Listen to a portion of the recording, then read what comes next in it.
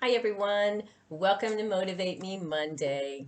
Today I wanted to talk about rescuing people. Have you ever found yourself being told that you're trying to fix too many people, or maybe you notice that you're trying to fix too many other people, right? And rescue them from their own problems. Sometimes for many of us it's really easy for us to see other people's problems but not really see our own. And I find myself doing that all the time. In fact, it really became evident to me that I was doing that. And I, honest to God, all my life, my family always told me to quit trying to fix everybody and quit trying to rescue everybody. And every single one of us in my family have this problem of wanting to do that to some degree or another. Some of us really bad. Some of us have learned our boundaries. But for me, the way I had to learn my boundaries, I think it was God preparing me for the life I had ahead of me, actually.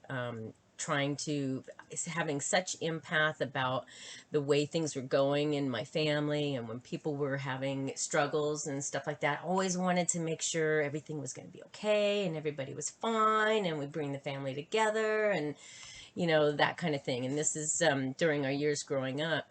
But I really feel like that's the way God was kind of preparing me to go into my life with my daughter when she started using drugs. It was so hard for me at the beginning. Well, not at the beginning, for years I spent still trying to control her, trying to help her figure out what she's doing wrong, right? And helping her kind of understand the errors of her ways.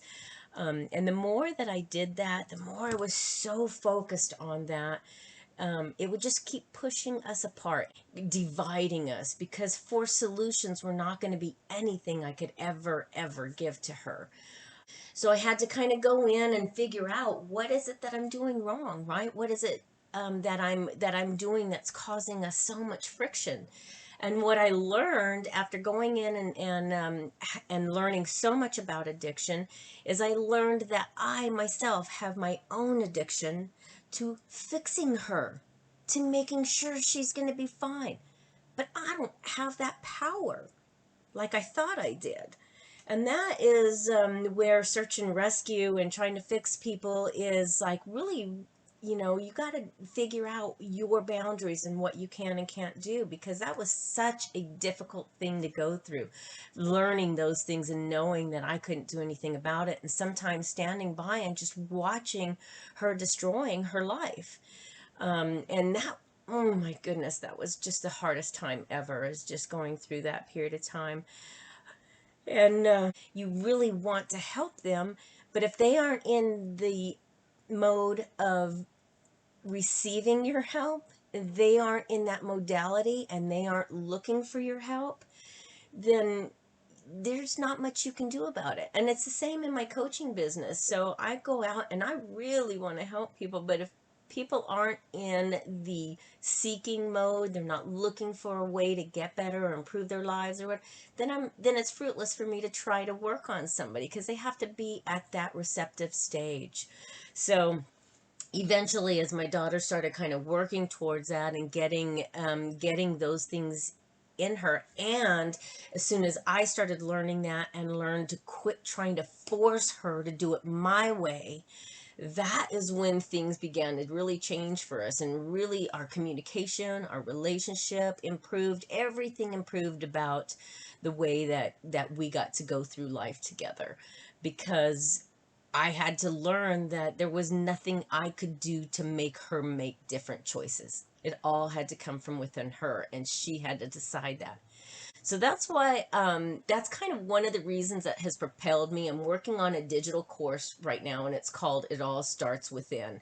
And it really is because we all have to go inside of ourselves to figure out where we're trying to force solutions, where we're trying to fix things that aren't ready to be fixed. Sometimes God's timing is there for a reason for you. Sometimes it's not time for it to be fixed right now. And sometimes you just got to walk through it. And walking through it is the hard part. It's the part that tears us down if we allow it. You can have joy even if crappy things are happening. Okay, y'all know, most of you know that I just buried my dog this weekend, my dog Marley. And that was one of the many hardest things I've ever done in my whole life.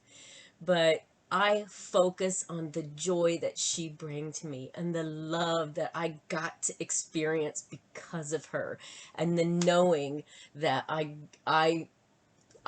get to see her again on the other side. That I fully know that I get to see her again one day on the other side. And I cherish and love that thought and love the idea of all of that.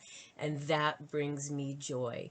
So even when we're going through really, really tough things, we can still have joy in our lives. And I want that for you, and I want that for me. And so that's my Motivate Me Monday. I hope that you'll be able to find it. Keep practicing peace in your life, because it will subtly just start seeping in, and soon you will always be having it, no matter what hardships come your way. Now, I'm not going to tell you you're not ever going to have hard times, because, right, that's, you are. But that's what I'm saying. The heart, you can have the joy even in the troublesome parts of our lives, and there will always be that. So, knowing that is a good thing. Knowing that we can get through it is a God thing. Keep going on the journey to discover your gifts and your supernatural talents that you have. And until next time, keep practicing peace in your life.